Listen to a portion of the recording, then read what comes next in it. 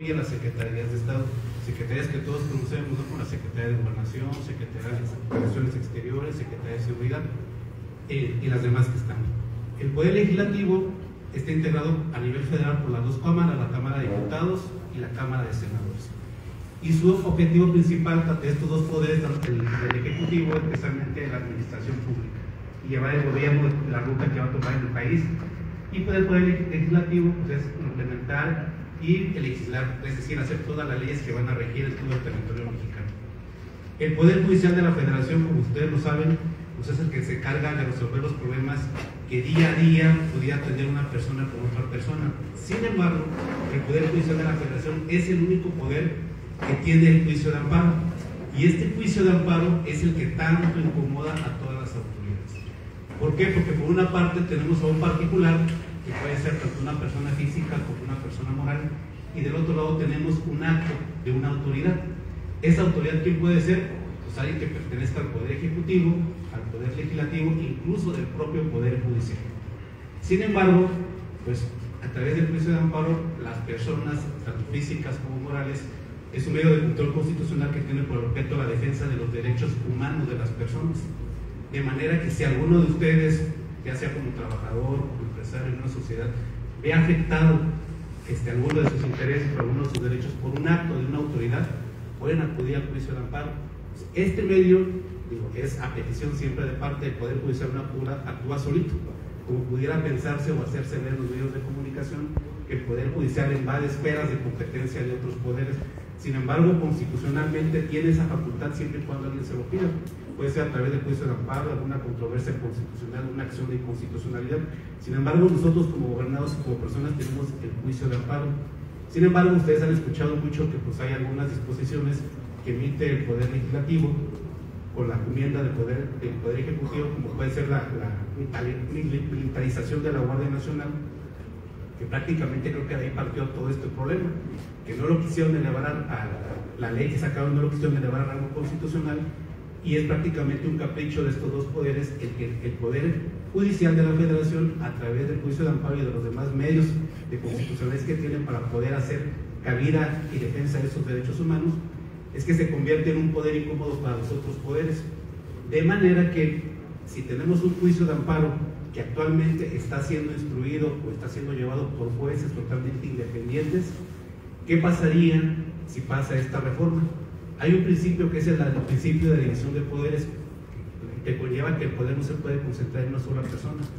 ¿Qué pasaría si pasa esta reforma? Pues tendríamos jueces a modo, como lo explicó la jueza Estela, jueces que van a ser poder controlados desde el Poder Ejecutivo y Poder Legislativo, o el partido político o el movimiento que estén en ese momento en el poder, de manera que todo va a quedar en una sola persona, y es lo que constitucionalmente se trata de evitar. Sin embargo, con esta reforma nos vamos a llevar a un estado autoritario en el que precisamente un movimiento o una persona va a tener el control de todo lo que pasa en el país.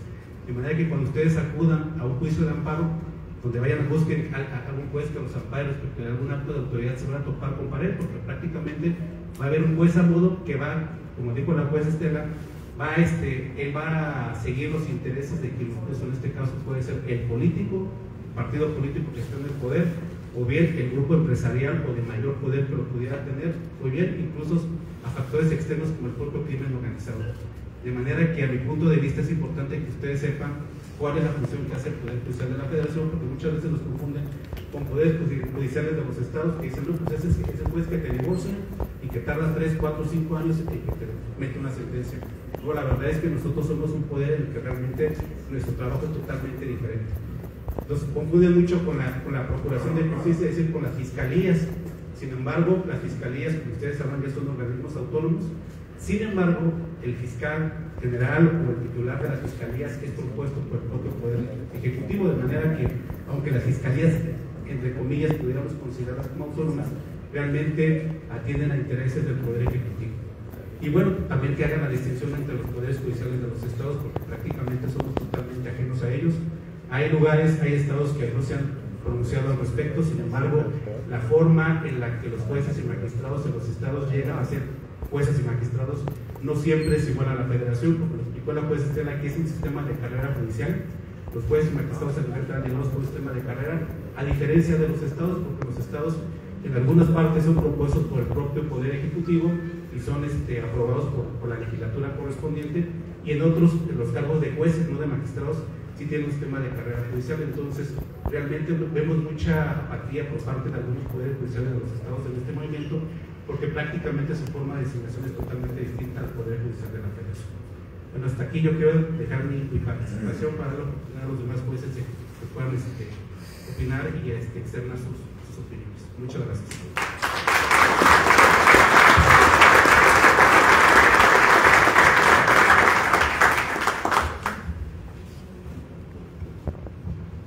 Gracias, buenos días.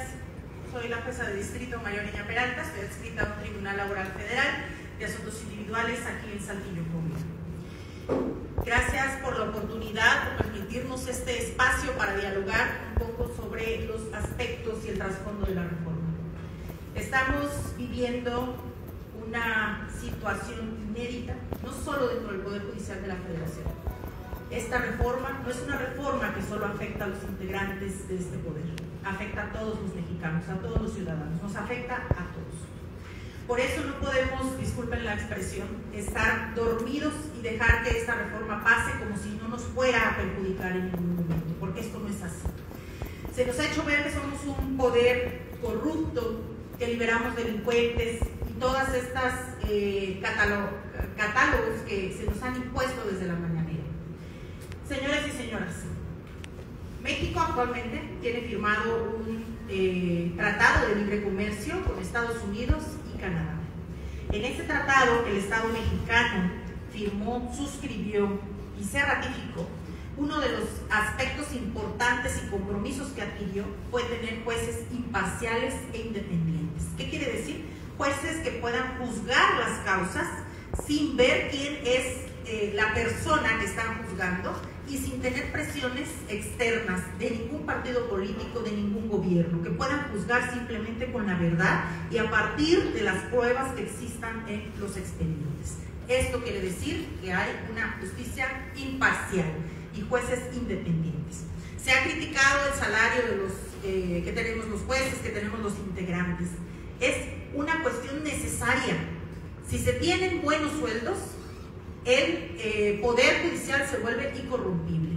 Es lo que necesitamos en los ministerios públicos, eso es lo que necesitamos en las policías.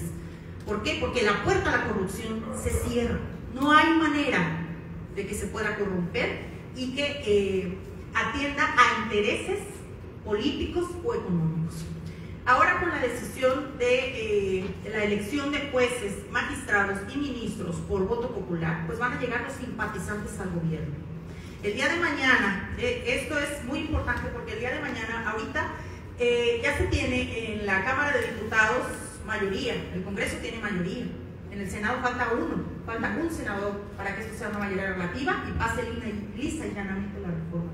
El Poder Ejecutivo, a través del presidente, ahora la presidenta electa, pues corresponden al mismo partido, Morena. El único poder judicial, que no está en esas arcas es el Poder Judicial de la Federación, porque el Poder Judicial no corresponde a intereses de partidos o políticos, sino a cuestiones totalmente diversas. El día de mañana, si el Congreso decide crear una ley que, por ejemplo, hablando que estoy ante empresarios y sectores empresariales, deciden construir esta ley o crearla donde impongan impuestos excesivos, ¿qué va a pasar? ¿Podemos combatir esa ley? Sí, pero ¿quiénes van a ser los jueces que van a revisar esa ley? Los jueces a modo, los jueces que responden al gobierno. ¿Y ustedes creen que van a tener una decisión satisfactoria para ustedes, para este sector? Pues no, porque van a tener al Tribunal de Disciplina persiguiéndolos. Y porque si hacen cuestiones ajenas a los intereses del partido, del gobierno, pues van a ser perseguidos políticos. Entonces, realmente se está afectando varios sectores. Tenemos aquí, no para ir tan lejos, en Coahuila hay varios sectores, varias industria automotriz, tenemos inversión extranjera. Esta inversión extranjera se va a fugar, porque no va a estar en un país donde no van a estar sus recursos, donde no van a estar el dinero financieramente sostenible, porque va a haber riesgos. Riesgos del día de mañana de ir a un tribunal. ¿A quién le van a dar la razón? Al gobierno. Y no a los grandes empresarios, no a las pequeñas y medianas empresas, porque ellos no van a ser quienes detentan el poder. Entonces, realmente, si esta amenaza está latente de fugas de inversión de capital, de reinversión, también están en peligro, lamento decir, el trabajo, la fuente de ingreso de muchos trabajadores. Los proyectos sociales, ¿de dónde se recauda el dinero para poder dar frente a estos proyectos sociales? De los impuestos que pagamos todos y todas las mexicanas. De ahí gran parte. Si no vamos a tener esta inversión de capital, porque ya México no va a ser un país considerablemente fértil para venir a invertir, pues nos espera un futuro muy abrumador. En ese sentido, yo les pido a la sociedad civil, a la sociedad en general, que no sean ajenos a esta reforma que afecta a todos. Nos han hecho creer que los juicios ahora se van a resolver en un término de 6 meses. Sí, pero ¿a costa de qué? Van a tener el tribunal de disciplina, los jueces persiguiéndolos y atrás de ellos. ¿Por qué no es resuelto el asunto en 6 meses? ¿Qué van a empezar a hacer los jueces? Pues van a empezar a desechar todas aquellas pruebas que pueden retardar el procedimiento, que puede ser el perjuicio de una persona, claro. ¿Por qué? Porque yo tengo que sacar la resolución en 6 meses, sí o sí. Si no, el tribunal de disciplina, un tribunal de casación está atrás de mí. Entonces se afecta el debido proceso. Si queremos una reforma realmente que valga la pena, la podemos tener. Y lo podemos ver ahora en el nuevo sistema de justicia laboral. Anteriormente, ante las juntas de conciliación y arbitraje, tardaban años en resolverse. 6, 7, 8, 9, 10 años tardaba la justicia en resolverse.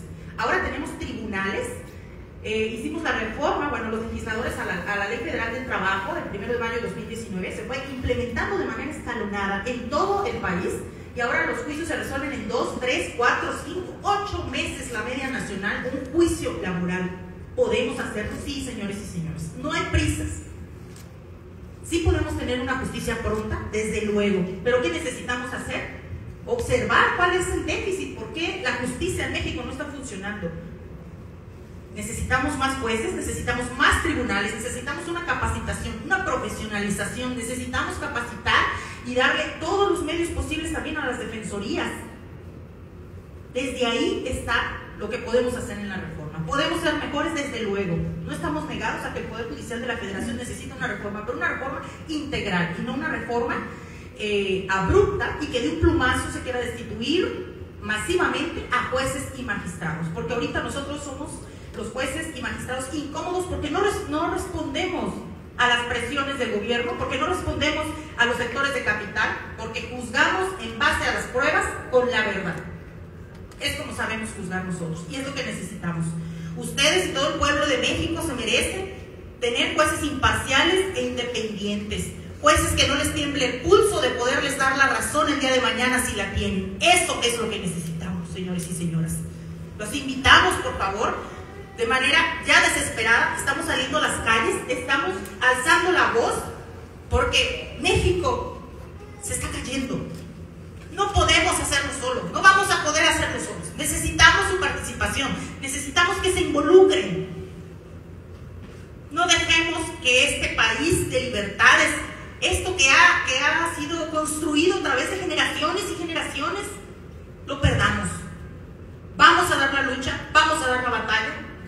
El día martes se discute en Cámara de Senadores esta reforma y sabremos si pasa o no pasa, es decir, si se aprueba o no se aprueba. Hay que hacer presión a la oposición para que no se dejen corromper, no se dejen vender, para que no cedan ante las presiones. Es lo que necesitamos, señoras y señores. Tenemos en nuestras manos el futuro del país. Les pedimos un acto de conciencia. Hay que sumarnos. Tenemos una bomba de tiempo en las manos. Si no lo hacemos hoy, el día de mañana puede ser muy tarde. Gracias.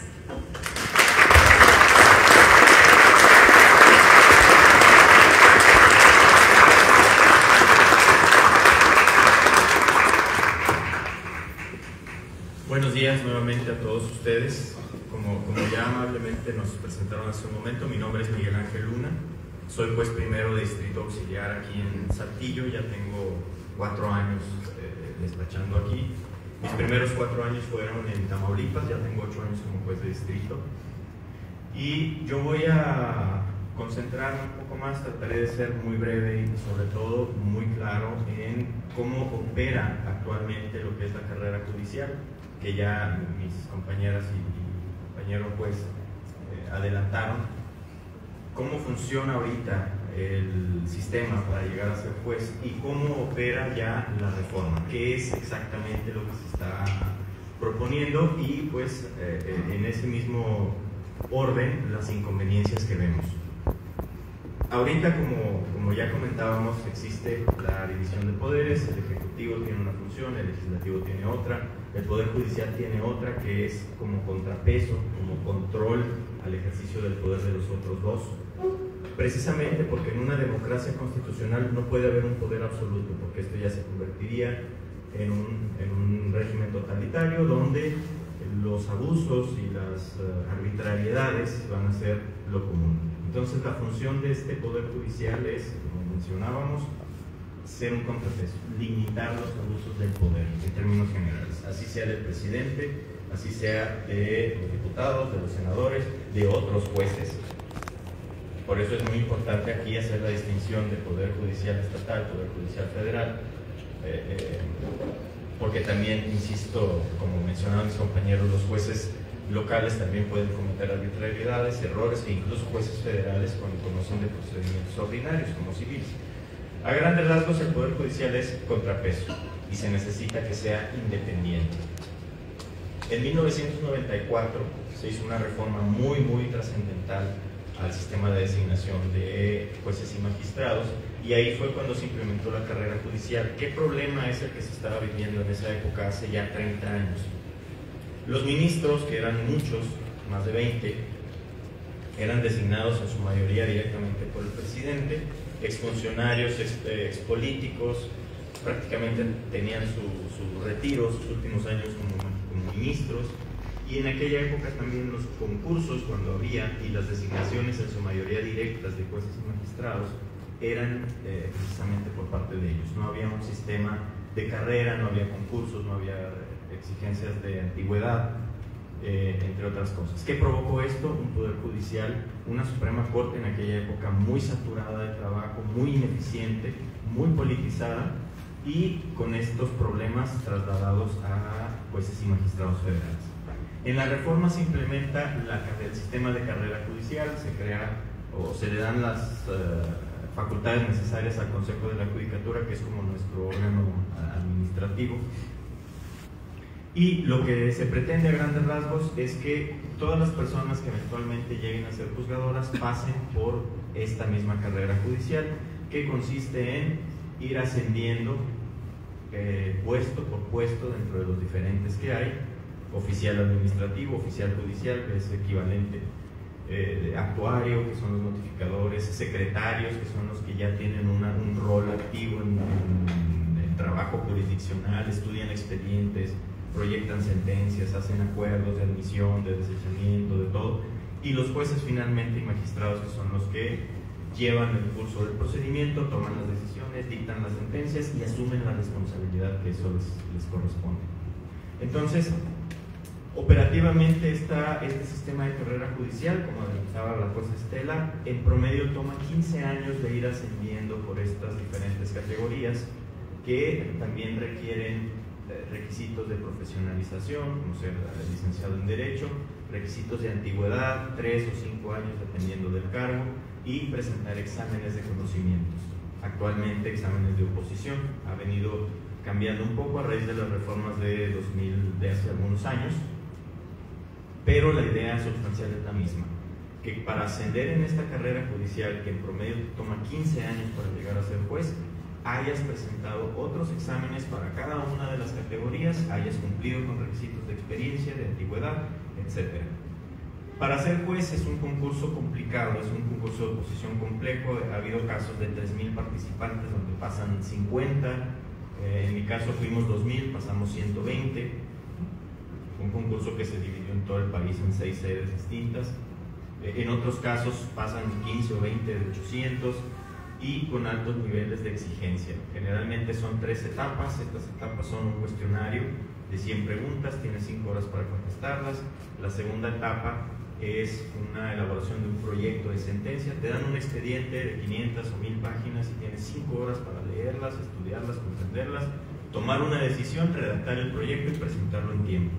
Y una tercera etapa que es un examen oral con un consejero de la judicatura, un magistrado y un juez, donde en aproximadamente 1 hora te pueden preguntar de cualquier tema relacionado con la función judicial. Entonces, todos los jueces actuales tenemos 12, 15, 20, 22 años de antigüedad. Yo ahorita tengo 22 años en el Poder Judicial de la Federación, me hice juez en 2016, entré desde 2002 como practicante, fui oficial, secretario, y esta historia se repite prácticamente con los 1.600 titulares que estamos actualmente. ¿Y para qué se implementó esta reforma? En aquel momento, hace 30 años, para dar las mayores garantías de que los jueces que lleguen al cargo sean las personas más preparadas y que estén listas para enfrentar la responsabilidad del cargo. Porque no nada más se trata de resolver problemas jurídicos complejos, se trata de administrar el órgano jurisdiccional. Hay jueces y magistrados que tienen a su cargo 30 o 40 personas, y si no se conoce la estructura y el funcionamiento del Poder Judicial y de todos estos órganos jurisdiccionales y llegas de repente sin nunca haber pisado uno, va a haber esa curva de aprendizaje que a nosotros nos tomó 15 años, pero ya sentado en el cargo con toda la responsabilidad que eso conlleva y con todas las problemáticas que esto puede causar. Entonces, la intención del establecimiento de la carrera judicial fue precisamente eso: tener jueces experimentados que hayan demostrado conocimientos necesarios, que conozcan el funcionamiento del Poder Judicial Federal y de los órganos jurisdiccionales y que estén prácticamente listos para enfrentar el cargo. Y aún así, cuando uno se hace juez, sigues siempre aprendiendo, porque los problemas jurídicos van cambiando, van evolucionando, hay modificaciones, hay reformas. Cuando yo me hice juez, en Tamaulipas todavía no existía, por ejemplo, el proceso penal oral, el corte acusatorio, todavía no se implementaba, no existía la reforma laboral. Y hoy en día tenemos ese cambio. Los asuntos laborales y penales ya son orales, requiere actualización, requiere siempre estar al día. ¿Qué pasa con la reforma? La reforma se basa en afirmaciones. Las voy a resumir en términos muy simples. Los jueces son corruptos, el Poder Judicial es ineficiente y el Poder Judicial es muy caro, y este sistema de justicia genera impunidad. En principio, y aquí voy a ser muy breve, la corrupción. Cuando se habla de opinión pública, no podemos hacer a un lado que es un aspecto de percepción, un aspecto subjetivo. Cuando queremos hacer un diagnóstico y una evaluación, encontramos que del 2021 para acá el Consejo de la Judicatura ha sancionado a más de 800 personas de la carrera judicial, oficiales, secretarios, jueces. Ha habido jueces destituidos, se ha intentado por medio del Consejo establecer un régimen disciplinario. Sin embargo, las personas sancionadas por corrupción no llegan ni siquiera al 1% de los funcionarios federales. Entonces, cuando vemos números, cuando vemos estadísticas, encontramos que estas afirmaciones de que los jueces son corruptos no están demostradas, no están diagnosticadas, no hay una base objetiva de donde podamos decir, ¿sabes qué? 90 de cada 100 jueces han sido sancionados por corrupción. Creo que ese sería un escenario catastrófico. Sin embargo, no llegamos ni al 1. Entonces, quizás sea necesario fortalecer los sistemas disciplinarios. Desde luego que sí. En toda corporación compuesta por seres humanos va a haber problemas, va a haber corrupción. Se trata de que sea lo mínimo posible. Entonces, otra cuestión: el Poder Judicial es muy caro. En el presupuesto público, si lo revisamos en 2024, aproximadamente 70 centavos de cada 100 pesos gastados por el país son dirigidos al Poder Judicial de la Federación. Y cuando hablamos de que el Poder Judicial necesita más recursos, no nos referimos a aumentarnos el salario ni el sueldo. Nosotros ya, realmente la discusión ya está fuera de salarios, prestaciones, etcétera. Está en la estructura propia del Poder Judicial. Y cuando hablamos de que se necesitan más recursos es porque se necesitan más jueces. A nivel internacional, la OCDE sugiere que haya 14 jueces por cada 100.000 habitantes y en México a nivel federal tenemos 1. Entonces, tenemos 1.600 jueces para resolver los problemas de más de 120 millones de personas que sean de su competencia, no todos, a nivel federal. Junto con los jueces estatales somos alrededor de 5.000 jueces en todo el país, ahora sí para resolver problemas federales, estatales. Cuando vemos la litigiosidad en México, qué tantos juicios se promueven, a nivel federal nada más, el Poder Judicial conoce alrededor de 1,5 millones de asuntos por año en promedio. Si sumamos los estatales, subimos la cifra casi a 5 millones de juicios. Y las críticas y las afirmaciones de que los poderes judiciales son corruptos se basan en 3, 4 o 5 casos que se han mediatizado. No se están analizando que somos 5.000 personas juzgadoras locales y federales, no se está analizando que se resuelven 5 millones de asuntos al año y por 3, 4 o 5 asuntos que ni siquiera están bien informados sobre lo que realmente pasó, se hacen estas afirmaciones. Y el Poder Judicial Federal, en una encuesta que hizo a las personas que ya han sido usuarias del sistema, encuentra que el 91% ha considerado que los servicios han sido de buenos a muy buenos. Entonces, estadísticamente hablando, estas afirmaciones de corrupción, de que es un poder muy caro, muy ineficiente, no están sustentadas. Y en cuanto a la eficiencia, el Poder Judicial Federal resuelve el 94% de asuntos que recibe por año. De cada 1,5 millones resuelve 1,400,000 y algo. Y si se está dando un poco de rezago es porque en vez de aumentar los jueces, porque aumentan las cargas de trabajo, el presupuesto se ha venido reduciendo desde el 2018 para acá. Entonces tenemos un problema en el que el Estado no ha invertido en su sistema de justicia. Y también, para finalizar esta parte, se dice que la impunidad es culpa del Poder Judicial. Se dice que solamente 1 de cada 100 delitos llega a una sanción, pero no se dice que del 100% de los delitos cometidos en todo el país, las fiscalías no analizan, no investigan ni siquiera el 4%. De cada 100 delitos, las fiscalías investigan 3, de los cuales solo 1 llega al juez, y la impunidad se atribuye precisamente a los jueces, que solamente resolvemos el 1% de los delitos cometidos a nivel nacional. Entonces, una crítica aquí para empezar con la reforma es que estos aspectos de que las fiscalías no están haciendo bien su función, sea porque no hay, porque no tienen presupuesto, porque están mal pagados, porque están saturados, etcétera, ni siquiera se está analizando en la reforma. Y ya con esto, ¿cómo opera entonces la reforma? Se sustituye todo este sistema de carrera judicial que acabamos de exponer por el sistema de voto popular. ¿Y cómo va a operar? Se va a hacer una tómbola, aunque pareciera chiste, se va a hacer una tómbola donde para 2025 la mitad de los jueces actuales, es decir, alrededor de 800, van a ser cesados en 2025. Y esas plazas de 800 se van a someter a la votación popular. ¿Cómo se va a integrar la lista de los participantes en esta elección? Cada uno de los poderes, ejecutivo, legislativo y judicial, va a designar, tratándose de jueces como nosotros, 6 candidatos por plaza. Entonces, nada más de jueces federales y magistrados vamos a tener alrededor de 800, multiplíquenlo por 6. 4,800. Entonces, se van a hacer unos listados. Cada poder va a hacer un listado de todas las personas interesadas, y si superan por mucho el número de candidatos necesarios, se va a eliminar el exceso también por tómbola. Entonces, la Suprema Corte lanzó un estudio la semana pasada donde calcula que se van a inscribir aproximadamente 15,000 personas para las primeras elecciones, de los cuales 10,000 van a ser desechados por tómbola. Del restante universo de 5,000 van a ser analizados o revisados por comités de evaluación que cada uno de los poderes, sin reglas claras, va a establecer. No sabemos quién va a evaluar a estos 5,000 interesados, no sabemos cómo. Los requisitos que sí se establecen claramente es que se elimina el requisito de edad, se exigen 5 años de práctica profesional, sin definir qué tipo de práctica profesional. Sí se exige todavía la licenciatura en Derecho, que un diputado propuso incluso que se eliminara el requisito de tener licenciatura en Derecho en la discusión. Creo que no se aprobó. pero se propuso 5 cartas de recomendación de tus vecinos de que eres una buena persona y que vas a ser buen juez, y un ensayo de 5 páginas donde expliques también por qué vas a ser un buen juez.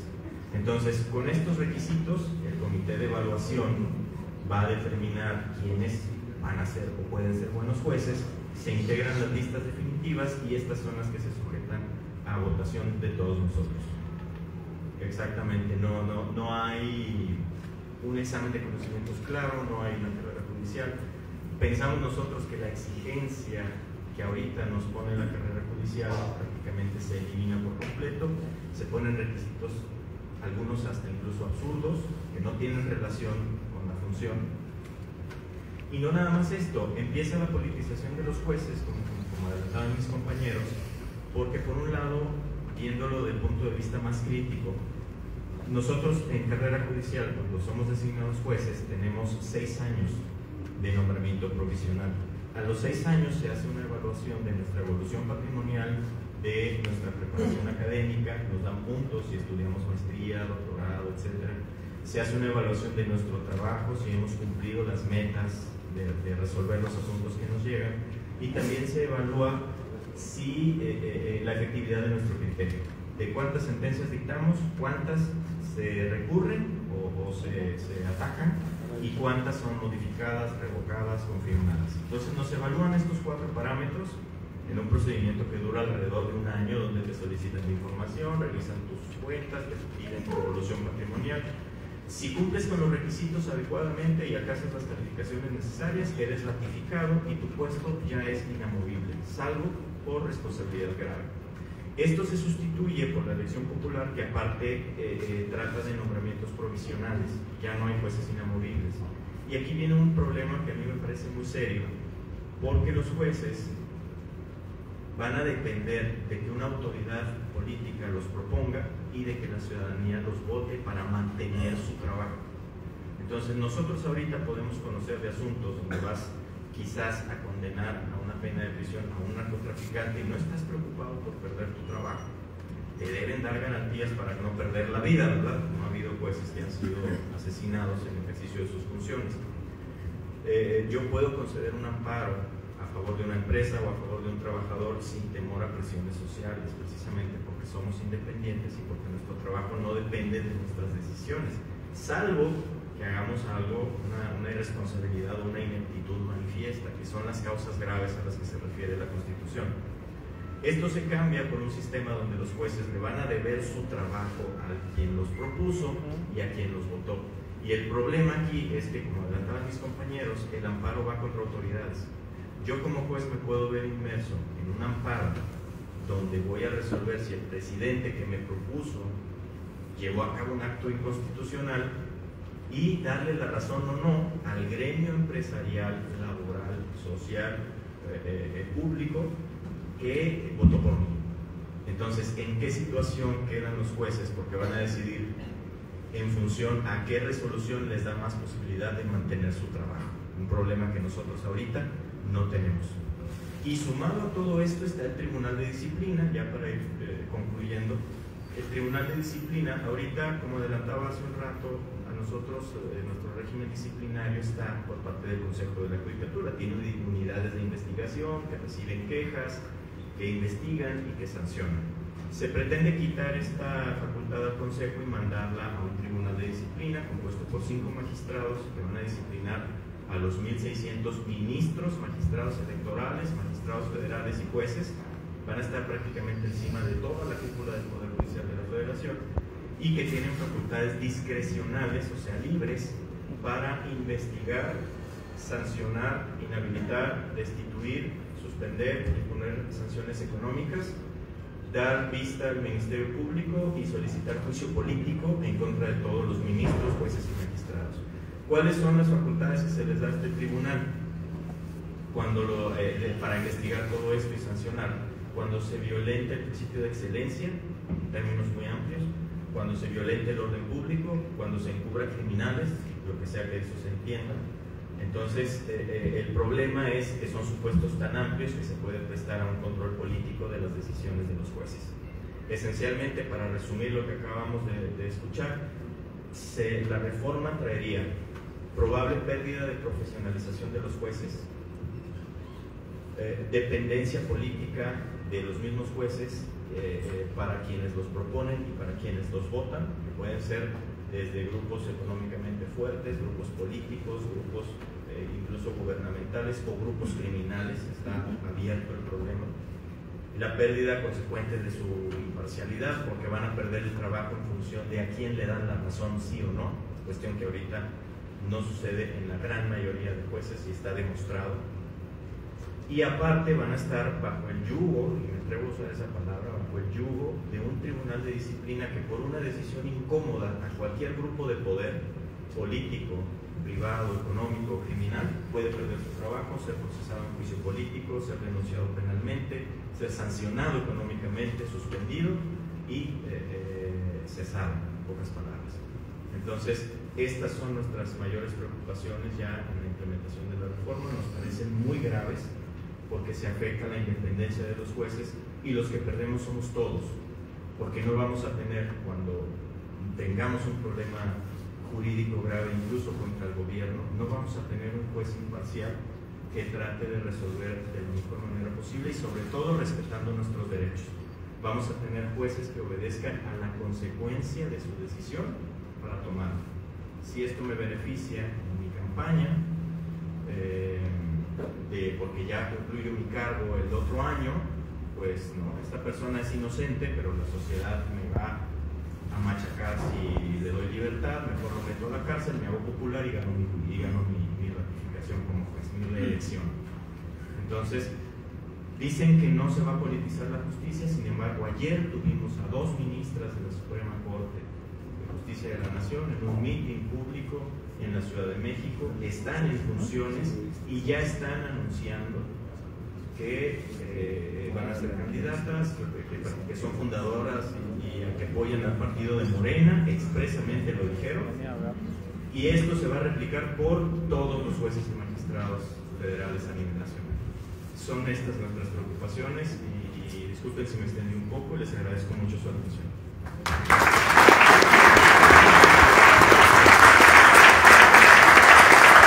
Muchas gracias.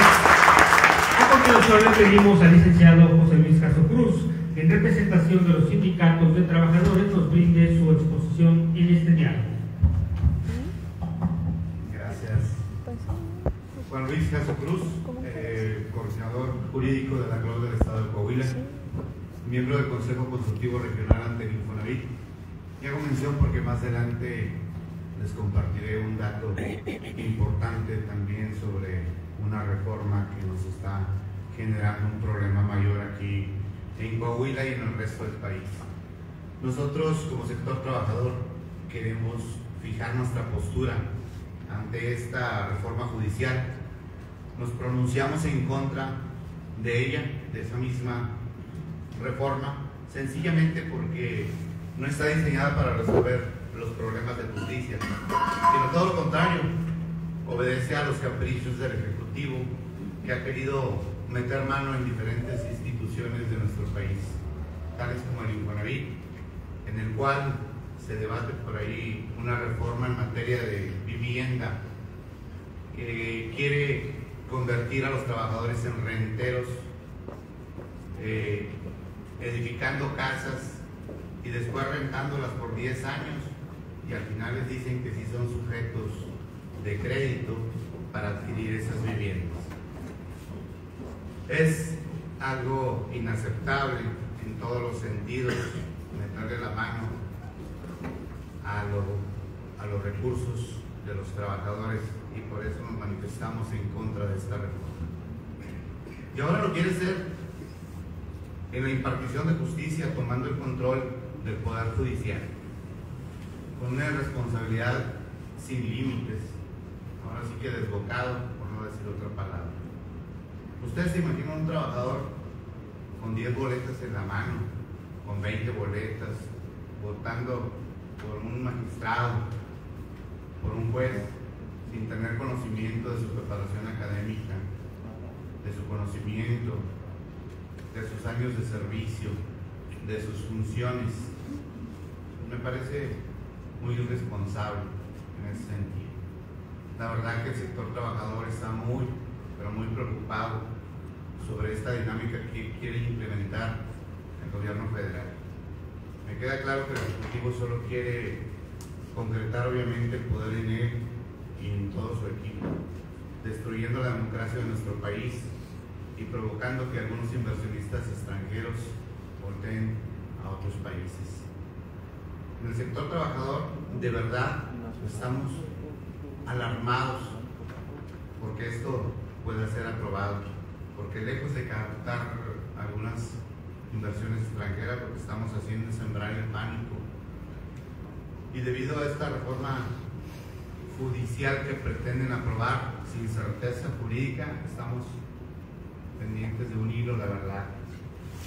Yo quiero resaltar que la postura del sector trabajador es rotunda y que la verdad nosotros de forma directa nos pronunciamos en contra de esta reforma, porque no solamente atenta a los derechos de los trabajadores, sino también a la paz laboral de este Estado, que nos ha costado muchísimo tenerla a empresarios, al sector trabajador. Importante, como ya lo dijeron nuestros compañeros jueces, vamos a salir a las calles porque es un derecho, es una obligación de todo ciudadano levantarse y puntualizar en contra de esta reforma. Es cuanto. Gracias.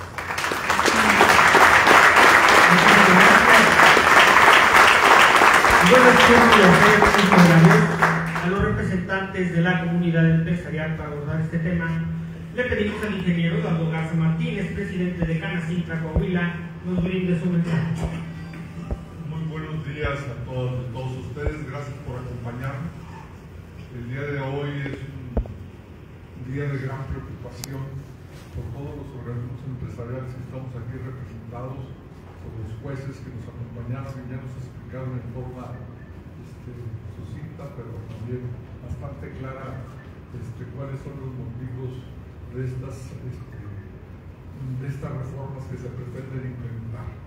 Para nosotros es muy claro que todo lo avanzado en el siglo pasado, con la caída con el cambio de un partido hegemónico en el poder, donde creamos instituciones y nos abrimos hacia el mundo, de ser un país cerrado, nos abrimos hacia la economía mundial, trajo grandes beneficios y grandes desarrollos a nuestro país. El crecimiento que nos dio el TLC y el crecimiento que nos dieron los organismos autónomos fueron muy importantes porque le dieron estabilidad y viabilidad a nuestro sistema democrático. Nosotros vivimos en los 70s y en los 80s, hay más jóvenes aquí, pero vivimos los grandes problemas a los que se dio el país con las crisis financieras y el hecho de que nuestra economía se estuviera totalmente cerrada. Logramos abrir la economía, logramos crear organismos autónomos, diputados plurinominales, etcétera, darle voz y voto a las minorías que pudieran defenderse ante la Constitución. Todo eso ahorita lo vemos que se quiere revertir, que se quiere acabar con esos organismos autónomos que tanto nos costó, pero lo más grave de todo es que están atentando contra la inversión de las empresas de los mexicanos y de las empresas extranjeras. Y el desarrollo del país no lo crea el gobierno con sus programas de bienestar. El desarrollo del país es en función del desarrollo de la iniciativa privada de cada uno de los mexicanos que tenemos. Y Coahuila ha logrado grandes cosas y están atentando contra eso. Definitivamente es muy peligroso que se atente contra el futuro de nuestras familias y el futuro de Coahuila. No solo de los coahuilenses, estamos recibiendo a los connacionales del sureste y del centro del país que se vienen a trabajar. Y no hay reciprocidad en el trato hacia Coahuila. Es muy complicado y por eso nos han invitado a todos. Aquí estamos trabajadores, estamos poder judicial, estamos empresarios, pero también está la academia, también están nuestros socios comerciales, ya lo dijeron las embajadas de Estados Unidos y de Canadá, ya lo dijeron los europeos y los asiáticos. O sea, definitivamente se están cometiendo una aberración importante y nosotros como cámaras debemos manifestarlo. Aquí todos nuestros compañeros estamos en sintonía, no quiero repetir algunas de las cosas que ya dijeron nuestros compañeros, pero que quede muy claro, estamos alzando nuestra voz, estamos muy preocupados, esperamos que esos 43 senadores nos den un tiempo más, porque esto, si se vota en contra, no creo que va a acabar, van a querer seguir siendo sobre los ministros de la Suprema Corte los que se tienen que cambiar para lograr mayoría. Necesitamos estar unidos y luchar. No podemos permitir que esto se revierta y vamos a tener un frente común. Le pedimos también hasta a nuestra nueva presidenta que entienda que hay que armonizar, que entienda que tenemos que ponernos a trabajar, dejar ya de un lado las cuestiones políticas y que estas 20 reformas no vienen a crear encono y a crear complicaciones sobre el desarrollo estabilizador que debemos de tener con la llegada de nuevas inversiones que se están ahuyentando. Gracias.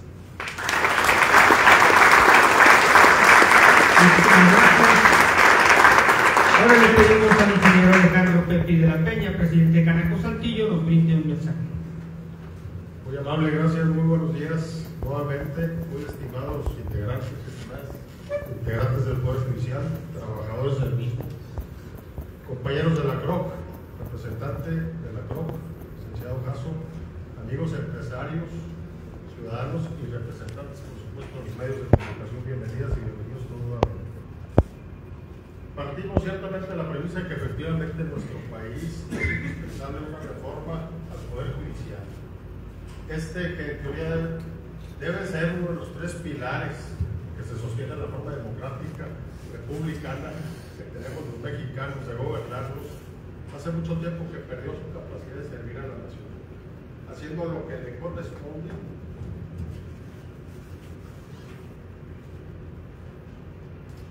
impartir justicia pronta y expedita para todos los ciudadanos, independientemente de su situación social, económica y condiciones de vida. Hemos manifestado a lo largo de los pasados meses y lo reiteramos hoy aquí en el problema del Poder Judicial.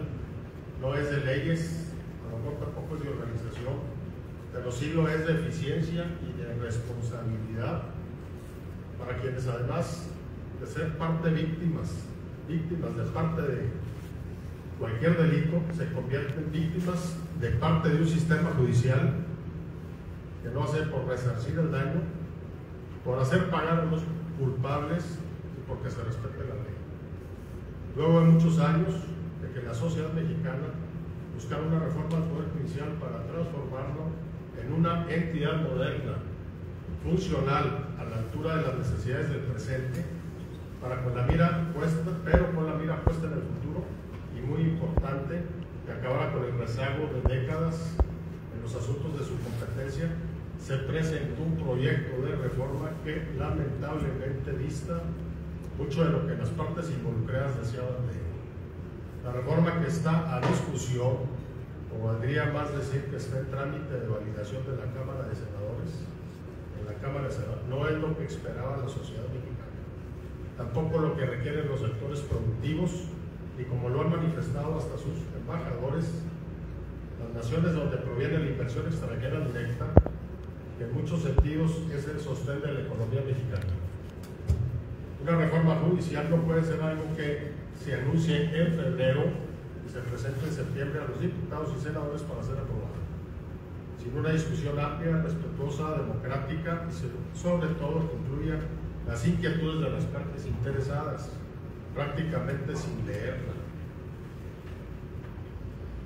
Dirán que se convocó a reuniones de un parlamento abierto para discutir sobre el tema. La realidad es que se trató poco menos de que mítines de apoyo a un proyecto al que, siguiendo la consigna presidencial, no se le podía cambiar ni una sola coma. De ahí la importancia de foros como este, que nos convoca el día de hoy a la invitación expresa por parte de la Unión de Organismos Empresariales Coahuila Sureste. No podemos dejar pasar la oportunidad de hacer constar qué es lo que deseamos, de una forma, al Poder Judicial. de una reforma al Poder Judicial, y quizá todavía más importante, qué es lo que no estamos dispuestos a aceptar de la reforma que se está aprobando como parte de la agenda legislativa.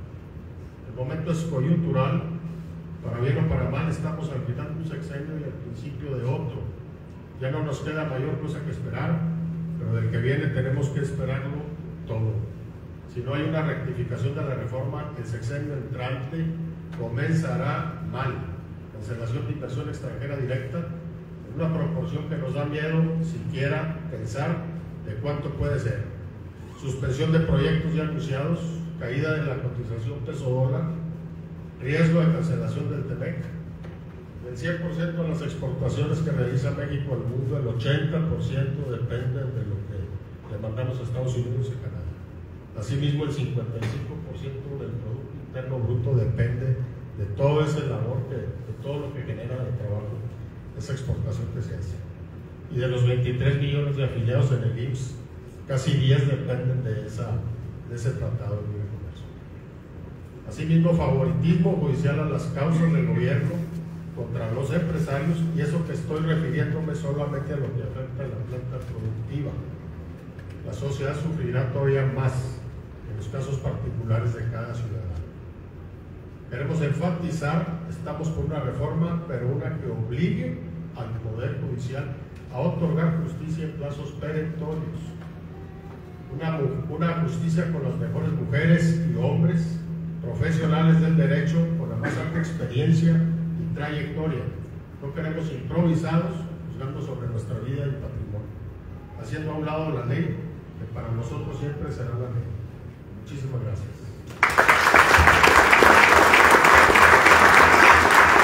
Muchísimas gracias.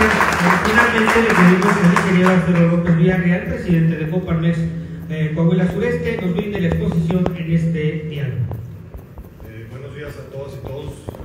Bienvenidos jueces y juezas a la reunión de reunidos al sector obrero, también de parte de la CROC, estimados colegas y participantes aquí en el foro de medios de comunicación. Muchas gracias por estar aquí. Es un honor para mí, como presidente de Coparmex Coahuila Sureste, dirigir estas palabras en el contexto del foro que nos convoca a reflexionar sobre la reforma judicial propuesta en nuestro país. En los últimos meses, diversas organizaciones de la sociedad civil, cámaras empresariales, colegios de abogados, asociaciones académicas y movimientos estudiantiles han alzado sus voces para manifestar su preocupación sobre los riesgos que esta reforma podría acarrear. Desde Coparmex y desde nuestros 71 centros empresariales a nivel nacional, hemos tenido la oportunidad de participar en numerosos foros donde se ha expuesto preocupaciones legítimas respecto a los elementos de la iniciativa actual. Es imperativo que revisemos cuidadosamente estos puntos para evitar que los cambios propuestos debiliten nuestro sistema de justicia en lugar de fortalecerlo.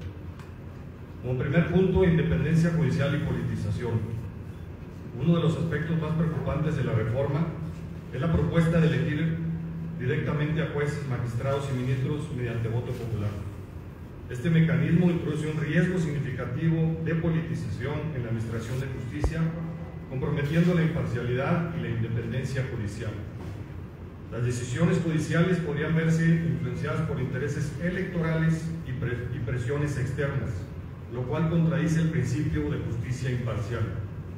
Desde Coparmex proponemos que en lugar de elección popular se fortalezca la carrera judicial mediante un sistema basado en el mérito y la formación continua. Abogamos por la creación de comisiones de selección independientes y transparentes para prevenir la politización y garantizar que los cargos judiciales sean ocupados por los individuos más capacitados. Además, sugerimos la implementación de evaluaciones periódicas y la colaboración con organismos internacionales para asegurar los más altos estándares de independencia judicial. Segundo, recursos y formación de los poderes judiciales estatales. Otro aspecto crucial que la reforma no aborda adecuadamente es la situación de los poderes judiciales estatales. Dado que la mayoría de los juicios en México se resuelven en el foro común, es fundamental garantizar que estos tribunales cuenten con los recursos y la formación necesarios. Un sistema judicial estatal sólido es esencial para asegurar un acceso equitativo y eficiente a la justicia en todo el país. Tercero, fortalecimiento de las fiscalías. Una de las conclusiones más destacadas de nuestros foros es la necesidad urgente de fortalecer las fiscalías estatales y federales.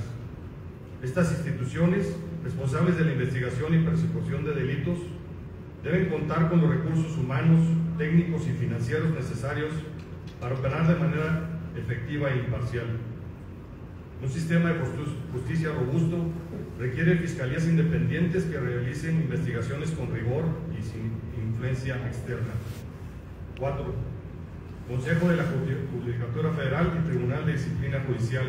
La propuesta de eliminar al Consejo de la Judicatura Federal y reemplazarlo por el Tribunal de Disciplina Judicial, que incluso tendría autoridad superior sobre la Suprema Corte de Justicia de la Nación, es otra área de gran preocupación. El hecho de que los miembros de este tribunal sean elegidos por voto popular podría politizar el proceso disciplinario y comprometer la imparcialidad. Sugerimos que cualquier nuevo órgano disciplinario esté compuesto por expertos seleccionados a través de un proceso meritocrático y transparente, evitando la influencia política y asegurando la imparcialidad.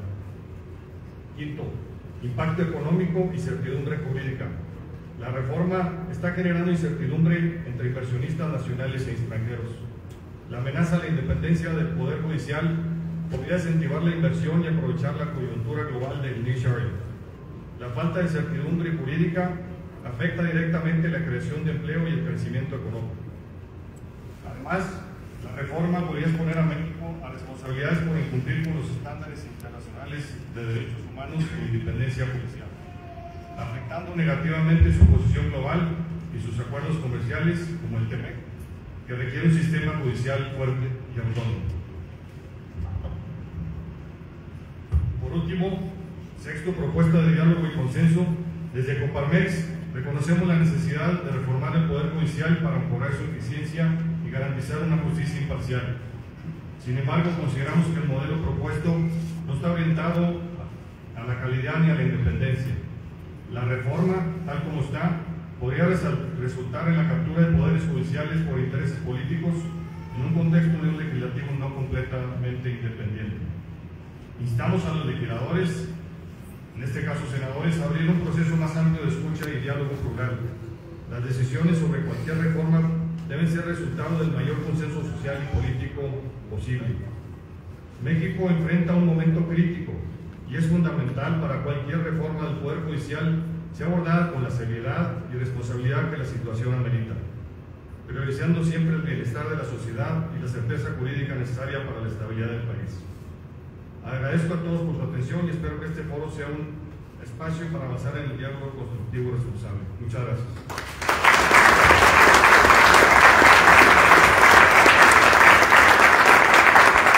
Muchas gracias por su mensaje, presidente. Y bueno, a continuación abrimos el micrófono para dar inicio a la sesión de preguntas y respuestas. Por cuestiones de tiempo vamos a abrirlo para unas 2 o 3 preguntas, así como a los representantes de los medios de comunicación también que deseen participar.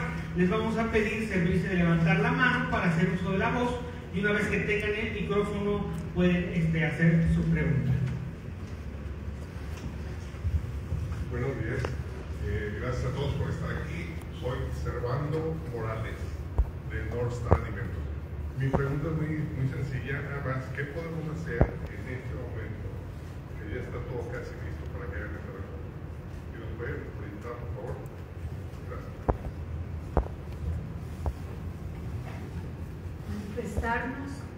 Manifestarnos en todos los estados de la República y evidentemente en la Ciudad de México. Todos los que puedan manifestarse tienen que estar presentes para que el presidente de la República y también todos los diputados y senadores se den cuenta que el pueblo mexicano no está de acuerdo con esa reforma y que lo que ellos dicen que es la voluntad del pueblo no lo es. Votaron 36 millones, tenemos una ciudadanía mayor de 95, 96 millones. Ellos no representan a todas las mexicanas y mexicanos que pueden votar. ¿Sí me explico? Ellos no representan a la mayoría, además nunca han informado en qué consiste realmente la reforma ni los impactos que va a tener en todo el país. Yo insisto, la ciudadanía ni decidió sobre esta reforma y una simulación de 3, 4 preguntas vinculadas con jueces corruptos no es la respuesta de que todo el pueblo mexicano decidió, y además cuántos miles fueron preguntados por esto, ¿no? Entonces, por favor, manifestarnos todos desde sus trincheras. Si no es posible viajar a Ciudad de México, desde cada estado, en el momento de que haya marchas, haya manifestaciones en redes sociales, por favor, manifestarse, que cada vez más miles y millones de mexicanos podamos determinar que la reforma judicial no es lo que queremos, y menos en este momento. No se de alguna manera no se resuelve el problema de justicia, impunidad y corrupción en México con esto. Simplemente se están colocando jueces y magistrados a modo. Realmente vamos a tener serios problemas si los jueces y magistrados que van a resolver los casos a futuro son personas que solamente van a buscar que el poder se concentre, y va a haber autoritarismo y va a haber dictadura. Si el México que conocemos es un México con serios problemas, ¿por qué queremos arriesgarnos tanto para que empeore el país? Además, realmente algo muy relevante aquí y que nadie ha visto también, y que realmente hay que decir, ¿cuánto presupuesto se va a gastar en esto? Estamos hablando que cada 3-6 años va a haber elecciones. ¿Cuánto presupuesto en México se va a gastar cuando educación y salud tiene serios problemas? También es una gran mentira. Si realmente estuviera preocupado por mejorar el país, esa inversión que se va a hacer debería de ir a problemas reales, inmediatos en el país. Realmente no se va a solucionar ningún tipo de problema y las cosas van a empeorar. Además, es evidente, si en meses y en días cada vez la inversión nacional y privada está poniendo más candados y tiene más dudas para invertir en México, créanme que esto en una semana y en los meses futuros se va a elevar. Los porcentajes realmente de incertidumbre jurídica van a elevar la incertidumbre financiera en el país. Realmente ellos no sé si conocen las consecuencias, y no sé si saben que el país realmente, y todos nosotros mexicanas y mexicanos, no queremos afrontarles, y nosotros estamos obligados por el tipo de puesto que tenemos actualmente para informar a la ciudadanía. Lo mínimo que yo debo de hacer como una jueza constitucional es informar a la ciudadanía de lo que yo considero, y estoy casi segura que va a ocurrir en el país. Por eso estoy aquí, al margen de mis derechos laborales y al margen de mi puesto como mexicana. Quiero de verdad decirles que por favor la reforma judicial no debe pasar en los términos. Esa propuesta de reforma se debe desechar. La Cámara de Senadores no la debe de aprobar. Y si realmente buscan mejorar el país, presenten realmente propuestas válidas y realmente con diagnósticos serios para mejorar el sistema judicial mexicano. Por favor, de verdad, hagamos algo. Desde todas nuestras trincheras podemos hacerlo, desde preguntarle e informar a 1, 2, 3 mexicanos, a los que tenemos al lado, a los que vemos todo el tiempo, por favor. Hay otras cuestiones que ahorita están llevando a 30 millones a votar en un reality show o no sé esto. Por favor, de verdad, los mexicanos debemos de estar concentrados, las mexicanas y mexicanos, en los problemas reales del país. Muchísimas gracias.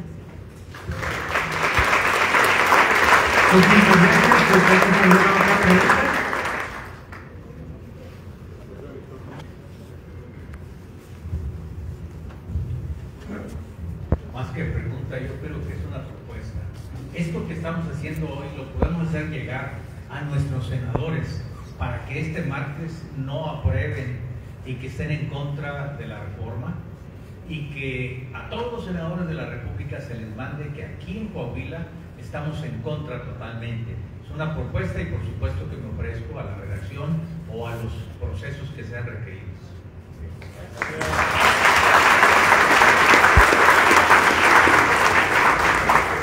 Si me permiten hacer un agregado, efectivamente yo creo que estoy en la misma sintonía de que desde nuestra trinchera debemos recorrer las redes sociales, ver casi no sé cómo le llamen en las redes sociales, pero buscar a los senadores, a los 43 senadores, y pedirles por favor que atiendan realmente a la propuesta del pueblo, ¿no? Que fueron votados para hacer y representar esas minorías, y que no nos dejen solos. Creo que debe ser una forma de presionar, y si esto pasa al Senado y pasa a la legislatura de los estados, lo siguiente es ir a la legislatura de cada uno de los estados a presionar a los legisladores y decirles cuál es la voluntad del pueblo. Yo creo que esa es una forma de poder presionar directamente. Buenos días, yo soy Oscar Pitt, pertenezco a Canacintra y estoy como representante en la Unión de Organismos. México nos necesita, a todos los que están aquí, a sus familias. México nos necesita, ahorita. Tenemos 3 o 4 días, nada más, no tenemos más tiempo. Este producto nos ha traído muchos beneficios, pero también grandes perjuicios, porque nos hemos vuelto millones nada más y no hacemos otra cosa más que mirar lo que dice aquí y lo que se hace aquí. Nosotros necesitamos participar y manifestarnos. Preguntó una persona ahorita aquí de North Star, ¿qué podemos hacer? Este próximo domingo sale una comitiva del Poder Judicial a la Ciudad de México. No tienen recursos, no tienen manera de fondear los camiones que los trabajadores van a poder llegar a la Ciudad de México para manifestarse. Es la forma como nos podemos apoyarlos con recursos, y vamos a informarnos con ellos qué es lo que pueden hacer. Este señor que ocupa la silla en Palacio ahorita, este señor que ocupa, nos está llevando al deterioro del país y a un precipicio que jamás vamos a encontrar una solución. El señor se está cubriendo las espaldas con esta reforma al Poder Judicial. Lo único que está haciendo es salir libre, irse a su ranchito, la chingada. En pocas palabras, no lo va a hacer. Él quiere perpetuarse en el poder. Si acaso él hasta es capaz de reformar que la elección haya sido válida para poder quedarse en la silla de Palacio. Va a hacer miles de cosas como lo ha hecho para dañar a los mexicanos. Él nomás piensa en su piel, no piensa en otra cosa, no piensa en los ciudadanos mexicanos, no piensa en nuestros hijos. Nosotros ya vamos de salida, al menos lo digo por mí, ya soy una persona adulta y bastante grande. Pero ¿qué pasa con los jóvenes apáticos? ¿Qué pasa con nuestros nietos? ¿Qué pasa con nuestros hijos? ¿Qué les va a pasar? Vamos a heredarles este país. No, señores, levantémonos, hagamos algo. Necesitamos levantarnos y manifestarnos y estar en las redes sociales. Si conocemos a algún vecino, el que sea, háblenle y díganle que apoyen al Poder Judicial. Es lo último que tenemos, lo último que nos queda. Si este martes se aprueba, adiós país, adiós inversiones, adiós alegría, adiós libertad. Gracias.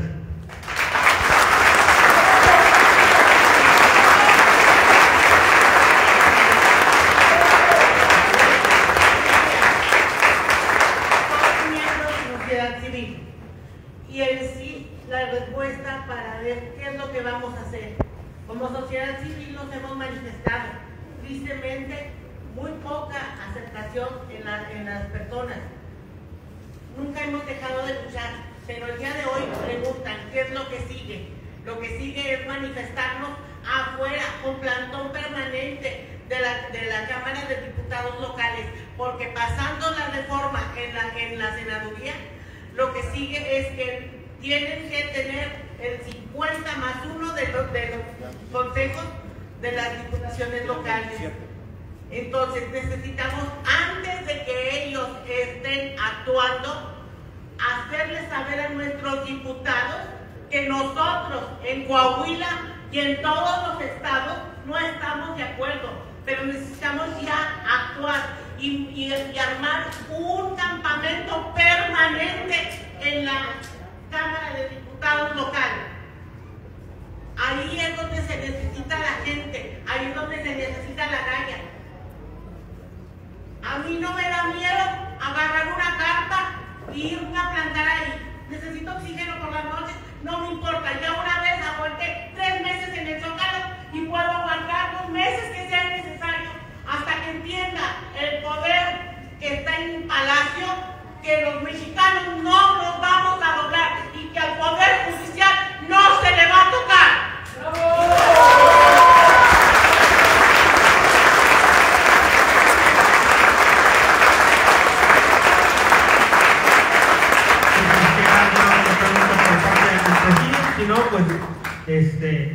De esta manera, pues terminamos las actividades del diálogo ciudadano sobre la reforma al Poder Judicial organizado por la Unión de Organismos Empresariales Coahuila Sureste.